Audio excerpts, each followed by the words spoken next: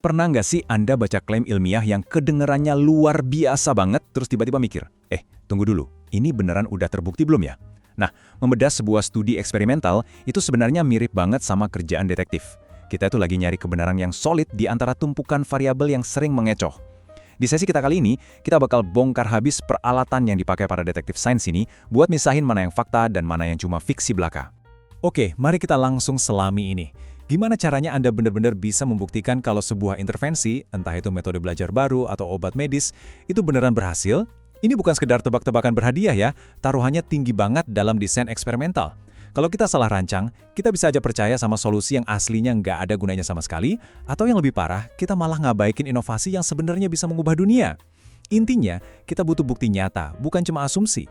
Jadi, ini dia peta investigasi kita hari ini. Kita bakal mulai dari cetak biru penemuan, lanjut ke gimana cara nentuin grup dan intervensi, terus kita kenalan sama para penjahat validitas. Setelah itu, kita lihat apa yang terjadi kalau variabel saling berbenturan, dan terakhir kita bakal melacak data dari garis dasar sampai ke intervensi.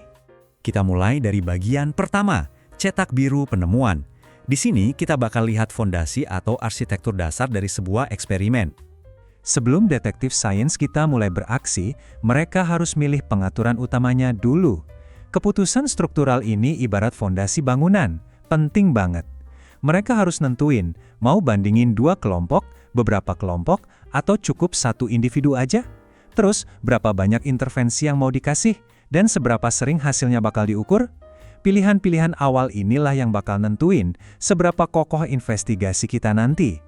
Dan sama kayak bangunan yang butuh pilar kuat, eksperimen juga butuh yang namanya kontrol. Kita punya beberapa kontrol eksperimental yang lumayan khas nih, kayak melakukan tes awal atau pretest, pencocokan, pemblokiran, kovariat, atau bahkan ngebiarin satu kelompok jadi kontrol buat dirinya sendiri. Poin pentingnya di sini, alat-alat inilah yang dipakai para peneliti buat mastiin eksperimennya tetap stabil, dan yang paling utama, ngejaga datanya tetap murni dari kontaminasi pihak luar. Masuk ke bagian 2, mengatur grup dan intervensi. Mari kita lihat gimana kita ngebangun hubungan sebab dan akibat dari nol. Bisa dibilang, ini adalah standar emasnya penelitian murni. Semuanya wajib banget dimulai dengan pembagian partisipan secara acak. Habis itu, kita ambil nilai awal lewat pretest, baru deh kita kasih perlakuan atau intervensi eksperimentalnya. Terakhir, ditutup dengan post-test.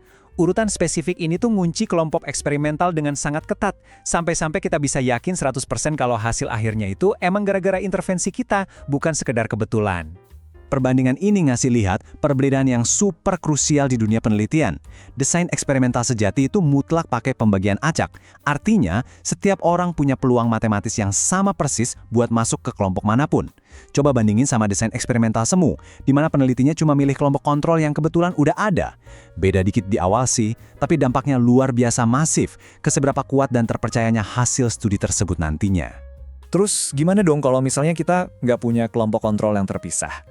Tenang aja, ada desain yang bisa ngakalin itu. Kadang urutannya dibikin begini. Kita mengukur, ngasih intervensi, ukur lagi, terus kasih intervensi lagi. Di skenario ini, individu atau kelompok itu otomatis jadi kontrol buat diri mereka sendiri lewat pengukuran yang diulang-ulang. Ini cara yang elegan banget, apalagi kalau kita lagi berhadapan sama jumlah partisipan yang sangat terbatas. Sekarang, kita masuk ke bagian ketiga, penjahat validitas. Saatnya kita berhadapan sama ancaman-ancaman tersembunyi yang siap nyabotase data. Coba diperhatiin tabel yang lumayan bikin deg-degan ini. Di sebelah kiri kita punya deretan penjahatnya. Ada faktor sejarah, pematangan secara alami, regresi, dan seleksi. Kalau kita berlindung di balik eksperimen sejati dengan pembagian acak yang kita bahas tadi, penjahat-penjahat ini statusnya langsung terkontrol, aman. Tapi, kalau kita pakai desain eksperimen semu, nah, mereka ini bangkit jadi ancaman potensial yang bahaya banget. Bayangin, tanpa pembagian acak, kalau tiba-tiba partisipan Anda jadi lebih matang secara natural, atau ada peristiwa bersejarah di tengah studi, Anda nggak bakal tahu hasil akhirnya itu beneran karena intervensi Anda, atau gara-gara ulah para penjahat ini. Oh, dan ada satu lagi ancaman yang namanya kedengaran lumayan dramatis, mortalitas. Tapi santai aja. Di dunia eksperimen, mortalitas itu nggak selalu berarti pesertanya meninggal dunia ya. Ini lebih ke peserta yang mundur atau mutusin keluar di tengah jalan sebelum studinya kelar. Kabar baiknya, ancaman dropout ini bisa dikendalikan, asalkan detektif sains kita rajin dan teliti banget nyatet siapa aja yang mundur dan apa alasan mereka. Nah, Kita juga wajib waspada sama jebakan pengukuran. Percaya nggak percaya, tindakan menguji itu sendiri bisa merusak data loh. Kalau Anda pakai tes awal dan tes akhir, ada ancaman pengujian. Peserta mungkin dapat nilai lebih bagus di akhir cuma gara-gara mereka udah familiar aja sama soal-soalnya. Terus ada juga ancaman instrumentasi, yang kejadian kalau alat ukur atau prosedur observasinya mendadak diganti di tengah studi. Untungnya, efek pengujian kayak gini tuh biasanya bakal memudar dengan sendirinya seiring waktu kalau kita pakai pengukuran berulang secara konsisten. Masuk ke bagian 4, ketika variabel berbenturan. Mari kita amati apa jadinya kalau banyak faktor campur aduk di dunia nyata. Nah, yang benar-benar menarik dari bagian ini bisa kita lihat di grafik kiri bawah. Di situ kita lagi ngelacak efek dari kuliah standar dibandingin sama kuliah soal bahaya kesehatan terhadap kebiasaan merokok, dilihat dari tingkat depresi yang beda-beda. Di sini kita bisa lihat jelas gimana dua faktor ini saling bertabrakan dan ngebentuk pola yang lumayan bikin penasaran.